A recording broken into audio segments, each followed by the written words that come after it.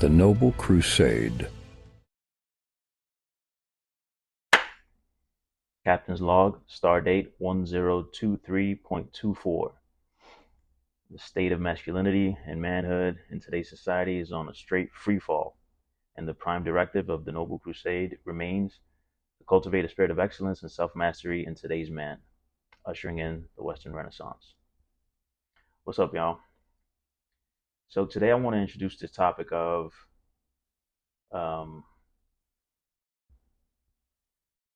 building the foundation of manhood. Building the foundation of manhood. How do you build a foundation of manhood when you've lacked it? Or I think we can all agree that today in our society, especially in the society that I come from, where young men lack leadership and some of the stuff that we've talked about with declining testosterone, fatherlessness, poor mental health, etc., etc. How do you go ahead and, if I were to take, let's say, a young man, teenage or early 20s, and he's decided to make a change in his life and go ahead and, focus on self-mastery and excellence and all the stuff that we talk about here. How do you set a new foundation? Well, I think first and foremost, we need to deprogram a lot of the stuff that's already been set in the mind of a young man in such a state. So in my case, I'm talking about the hood mentality. The hood mentality is a strong force. It's a strong force, and it's hard to overcome it. It is ingrained in us at a young age, especially if you've been listening to hip hop like I was since like 5 years old. Again, caveat here, not all hip hop is bad.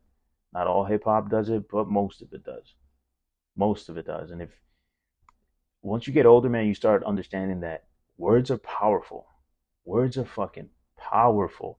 And then you add music to the power of words. Music is like that combination. What was it? Someone said something one time that just struck me to the core, man, and I carry it with me to this day. Music is God's photograph. I was just like, whoa. Music is God's photograph. So you put that together with the power of words, and forget about it, man. You can easily brainwash a whole generation to start bang bang shooting shit up and treating women like shit, and forget about it. And trust me, I know, because I was part of that. I was a rapper. I was very steeped in that culture. So the first thing I would do to lay a new foundation is to deprogram a lot of the stuff that we learn in the hood. The hood isn't here. The hood is not a geographical place. There's certain people who live in the hood who are not hood, right? We all know them. We've all seen them. So deprogramming a lot of the bad habits, a lot of the ways of thinking, the limiting belief systems, that is all the way we treat people, the way we treat others. That's a good that's, if you want to set the foundation, you have to kind of like just destroy. You got to empty the cup, like in Avatar. And once we do that's a process in and of itself. It's just radically changing some behavioral patterns. Once we do that, then I would say the next step is finding your courage, and those two can overlap in some ways. Because for me, one of the ways, dude, I was selling drugs. I was on the corner selling drugs. I was rapping, and all of a sudden, I wanted to change, right? So how did I do that? I had to find my courage. I had to find courage enough to start speaking differently, and that's a big no-no. That's a big, people are gonna look at you like, why? If you start going from Yo, what's up, son? Yeah, what's the deal, B? This and that. Yeah, nah. You know what I mean? Yo, to all of a sudden speaking like you give a fuck about English, like you care about how you speak, like you actually want to perfect the language that you were uh, given or that you learned as a kid. People are gonna start looking at you like, what's what's this change? And that takes courage. So that's a good way to find your courage. I would say that's a good step if that's a predicament you find yourself in, if that's a place you find yourself in. Because the next step I was going to say was I would tell a young man in that situation to write down 5 things he's afraid of. Because like we said yesterday, if you figure out what you're afraid of, then that's where your courage is. If you don't have courage, you can't do shit. You're not gonna be successful in life. You're not gonna get to your goals. Those things come later, but first you need to find your courage. So in my case, I decided I'm gonna stop. I'm gonna stop doing these things that I've been doing for 20 something years. I'm gonna change it up. I'm gonna speak differently. I'm gonna read more. I'm gonna try to learn. I'm gonna up my vocabulary. I'm going to actually pronounce words properly. I don't give a fuck what you think. I don't care. You're not paying my bills. You're not gonna be there when I fail or when I'm in jail for the rest of my life. So fuck off. I'm gonna learn how to speak properly. And I did that. And I'm still doing that. I'm still working on that. I'm still trying to expand my vocabulary daily, trying to cut out the ums and ahs. Um, fuck, I just did it. I'm a work in progress, but it takes courage. It takes courage to decide to change. It takes courage to decide to change. And a lot of people get caught up in the get stuck at the point of, nah, I can't. What are they gonna think about me, man? Like if I just start speaking different, yo, nah, B, nah, I'm gonna just, nah, bro. And they stay stuck, and you can't, because there's no progress in that. There's no progress in that. You have to build courage. First, deprogram. Second, find your courage. And like we said before, a lot of it overlaps. So do something that's outside your comfort zone, and do it every day. That's where your courage is. Another thing you can do is learn an instrument. Learn an instrument. You can raise your IQ point but your IQ by 7 points if you just learn to play the guitar. How courageous is that to go from? That's what I did. So I'm kind of just sharing what I did. You can learn the bass, you can learn drums, you can learn whatever you want, keyboards. I'd pick the guitar. I went from selling drugs, being in a gang, uh, to switching up the way I speak and picking up the guitar and playing the guitar and learning and making rock songs when I was making rap songs before. I wanted to explore my courage. And then I got up on stage and played the guitar. I picked up the guitar in my late 20s. So it's never too late. It's never too late to explore your courage. And so I would say write down all the things you're afraid of. You're afraid of speaking in public. You're afraid of changing to be a radically different person. Here's the thing: the you that you are right now, especially if you are in that hood mentality, you're not going to get in the doors that you want to get into if you're trying to be successful, if you're trying to be a good man. As soon as you open your mouth, half the room is going to be like, who brought this guy? Like, why'd you bring this guy? As soon as you show up dressed the way you're dressed, immediately, you're going to be considered.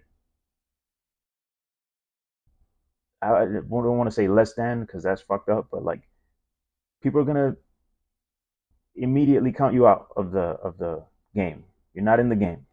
You're not getting in the doors that you would get in if you learn how to dress properly. Learn how to you know, wear a shirt that's presentable. Max is about to die. Wear a shirt that's presentable. Um, Figure out how you dress, how you would dress if you would uh, give a shit. Gotta start giving a shit. So figure out your courage, deprogram, dehoodify yourself, figure out what your courage is. And then I would say the next step to laying a good foundation, not just figuring out your courage, figure out the things where your courage lies, and then consistently face your fears so you can build up your courage. Consistently do the things that you're afraid of, consistently, over and over again. Can't stress that enough. Then I would say, write down what it is what's your perfect world look like? What does your perfect world look like? Write it down. Write down the whole, give me 2 or 3 pages. This is where I would live. This is what I would be doing. This is how every morning when I wake up, this is what I'd be doing. This is what I want to do in my life. I want to be an electrician. I would like to be engineer. I would like to be a musician. I would like to be this. I would like to be that. Write that down. Then write down your worst nightmare scenario. Like, what would life be like if it were hell? Be in the same, for me, it would be like being in the same situation that I was in when I was a kid, or like never venturing off and learning new things, or like never traveling. Or what would life be like if it was like the absolute hell? I was in it. I was addicted. I was a pariah. I was hated by everyone, or like whatever it is. You write down what your hell scenario would be like. Now you know what you're aiming toward, and now what you are terrified of falling into, or you got something chasing you and you got something to run towards this way. And now you know where you're going. Now you have some sort of compass. Well, not the compass. You have you have a map. You have a destination, and that's huge because now okay. So now, what are the skills? Next step. What are the skills associated with your end goal? What are the skills associated with your end goal? Write those down. So you're trying to be an engineer. What are the skills? You need skills for that. You're trying to be a musician. What are the skills? Now you have a mission. Now you have a purpose.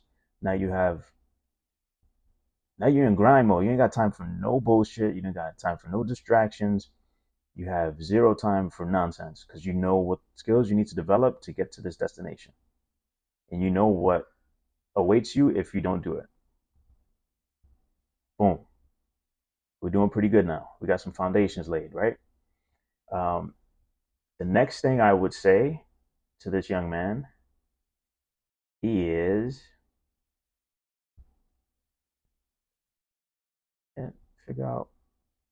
figure out your, so one of the greatest things you can do as a man is figure out who, like, know thyself is the axiom, right? The age old axiom.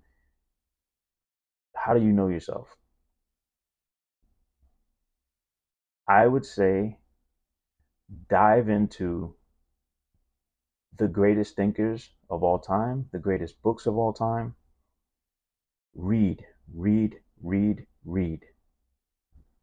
I can't stress that enough. Read everything you can that's classic, that's great, that people have recommended. If like 10 people you respect and admire all say the same thing, like, dude, you should probably read Marcus Aurelius' Meditations. You should probably read that book. You should probably read Miyamoto Musashi's The Book of Five Rings. You should probably read Think and Grow Rich. Read. Reading exposes men to diverse ideas, philosophies, and historical lessons. By learning from the experiences and wisdom of others through biographies, historical texts, or self-improvement books, men can avoid pitfalls and make informed decisions. The more knowledge one acquires, the better they can handle complex situations. So you're learning from other people who came before you, and you're figuring out what they did right and what they did wrong. You can avoid what they did wrong. You know where you're going now. You have your goal. You have your path is set before you. Hopefully your path involves helping others and giving something back to the world. It's not just about you, right? That you can figure out how to best do that. And one of the best ways, there's the reason why people say leaders or readers is because you gain so much wisdom from men. Like a man lives 50 years. He writes a biography, an autobiography. You have 50 years that you can read in a week of lessons and pitfalls and triumphs and glory and you name it. And even in fiction, you can get so much perspective. Also,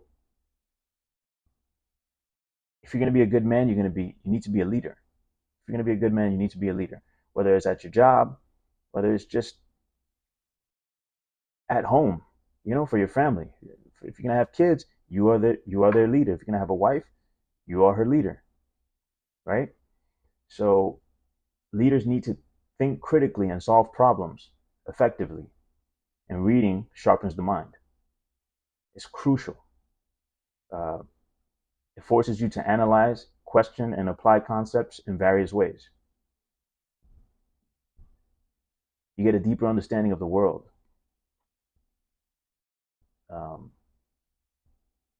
Also, reading is discipline. Reading is discipline, which is another virtue. So you got courage. You deprogrammed all the nonsense from your life, right?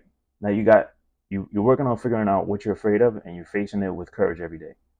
You're doing shit that you wouldn't have done before. Getting outside your comfort zone, and you're inching towards the path of greatness and self-mastery and self-actualization.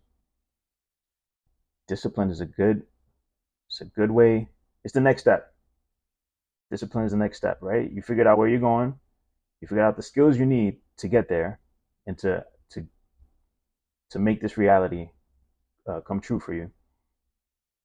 Only way to get there is discipline. That's the next virtue. Reading is discipline. Reading requires focus, patience, and concentration. It's mental discipline.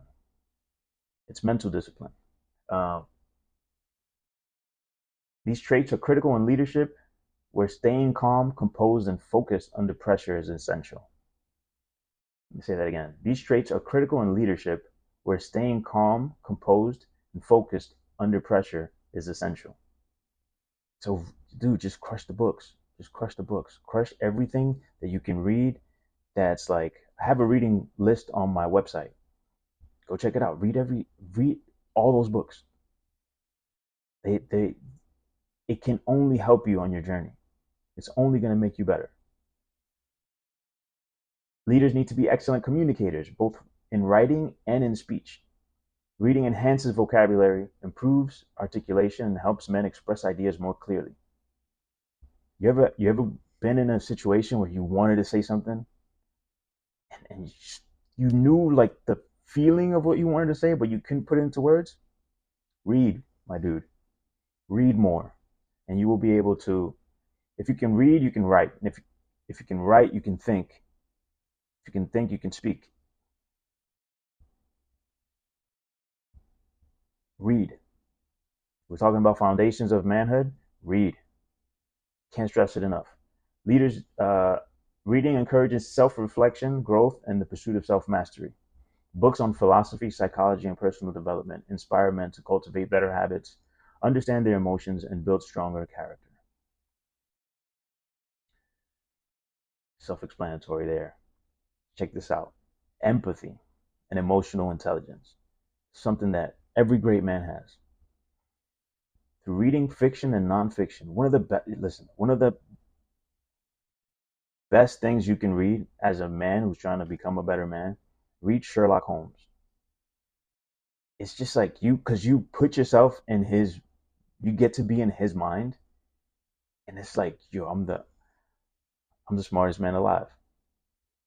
You get to put yourself in the shoes of characters and other people and from different walks of life, and it builds emotional intelligence, uh, which is a key trait of effective leadership. So read Sherlock Holmes, read the James Bond uh, books. Those are huge. Those have been huge for me. It just makes you feel, you get to be inside of the mind of a kick-ass dude, a kick-ass man. Uh, Movies can do this too. You can watch some movies. Movies are not as good as books because of everything we just said right now. But if you want to watch a good movie on becoming a better man and like what a man looks like, I would recommend Master and Commander, Russell Crowe. Master and Commander. Watch that movie. That's a man. There's a bunch of anything Humphrey Bogart. If you want to do more gentleman stuff, watch Cary Grant. But all these things, reading all these books and watching other men who have come before you and how they figured out how to best be themselves, and it's gonna start chiseling at your manhood, and you before you know it, you're gonna know how you speak, how you do things, and you're gonna draw a little bit from this guy, from Marcus Aurelius. You're gonna take a little bit from Alexander the Great. You're gonna take a little bit from Abraham Lincoln. Before you know it, you were born with a certain soul and a certain uh, message and a certain way you say things, and that's going to come out in its own way. Now you have your own. You draw on these other great men, but now you have your own style. You have your own God style. That's what I like to call it. And it's a great thing when you figure it out. Now I'm not sitting here telling you I've figured it out, because that's not what this is. I'm just saying I'm on the path to figuring it out. And I think that is all we can do as men. Is just keep figuring it out every day, step by step, slowly but surely. Um, and I think as far as laying foundations go, that's as good as anything. That's better than nothing, that's for sure. That's for sure. Like, you got it all covered there. You deprogram some of your limiting beliefs and hood mentality, if that's where you come from. Um, you built your courage up. You figured out where you're going. You figured out the skills that you need to get there. You wrote down what your perfect world looks like and your goals. You wrote down what hell looks like if you don't do the things you need to do. You're working on your discipline. Reading, chiseling out, like in Braveheart, when his uncle says, "First, learn to use this, then I'll teach you to use this." He pulls out the sword. It's our wits that make us men. So first, you got to read. If you're not willing to do that, then just, can you be a good man without reading? Sure you can. Sure you can. I mean, but it's sort of like, can you get to, I'm in Florida. Can I get to New York walking? Sure. Yeah, I can get to New York walking. I can take the train, bro. I could take an airplane. I can fly to New York. That's what reading is. It's just like, why? Oh, and the only reason is you don't have the discipline. You don't want to sit down and stay still for a little bit and read. It's that simple. It's not, oh, I don't, no, reading is not for me. That's bullshit. That's bullshit. Reading is not for me. That's nonsense. You're just displaying your ignorance by saying a statement like that. Reading is for everyone. Reading is what has gotten humanity to where it is right now. So I would say that is a good start for foundation building for young men. Um,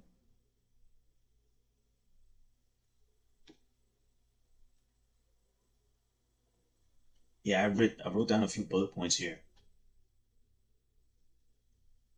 I was caught up on Alexander the Great. Alexander the Great became king of Macedonia at 20 years old. What a study a great man. He became, so that's a good point right there. That he was king of Macedonia at 20 years old. Think about what you were doing at 20. And if you had all the power in the world,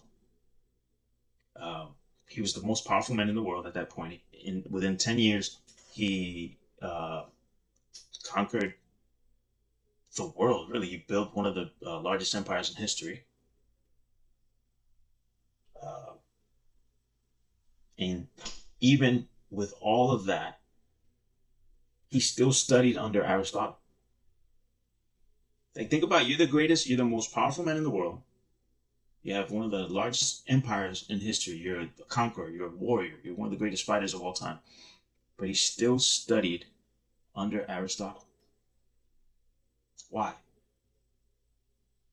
Why? First, learn to fight with this. He understood that wisdom is way more powerful than the sword. Like, he was considered a tactical genius, a strategic genius. That's how he was able to conquer most of the known world at that point. So that's the power of reading. That's the power of philosophy, of knowing your history, of knowing psychology, and all of these things. That's why I harp on it so much. Uh, Living with purpose, honor, and discipline. We discuss a lot of that. How do you become honorable? Like, these are little principles that I would tell a young man trying to figure out his foundations. Be true to your word. Live with integrity in both your personal and professional life. Plato said, the measure of a man is what he does with power. The measure of a man is what he does with power.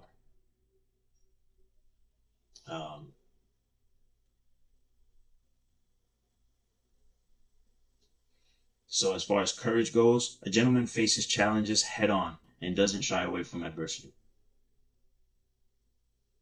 So something you could do every day is practice small acts of courage daily. We spoke about that. It could be speaking up for yourself, confronting a difficult situation, or stepping outside of your comfort zone, like we said before.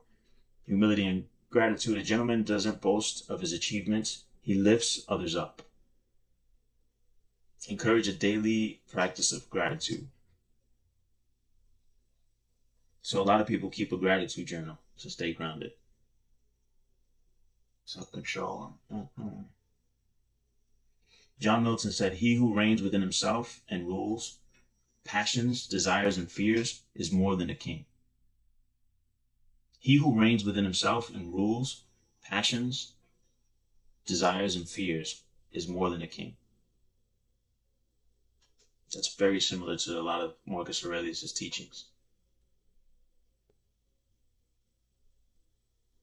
So, about to wrap this up. Here's I want to give you a little bit of some tips, like we do every day, for boosting testosterone. High intensity interval training and weightlifting. Both have been proven to boost testosterone levels. Make sure you're eating a lot of zinc diets that are rich in zinc, magnesium, and healthy fats to support testosterone production. So eggs, nuts, seeds, oily fish oils. Cut down on sugar and processed foods. This contributes to hormonal balance. Well, sugar and processed foods contribute to hormonal imbalance. And many modern products contain chemicals that can disrupt testosterone levels. So like microplastics. If you guys know about Andrew Huberman, he just put out an episode on microplastics. Go check it out. I'll put a link in the description for that. Yeah, man. Some quotes to sign off with. We are what we repeatedly do. Excellence, then, is not an act, but a habit. Aristotle. He who has a why to live can bear almost any how. That was Nietzsche. Discipline is the bridge between goals and accomplishment. Jim Rohn. And with that, we will sign off. Until next time, guys, stay noble, stay sharp, and join the crusade.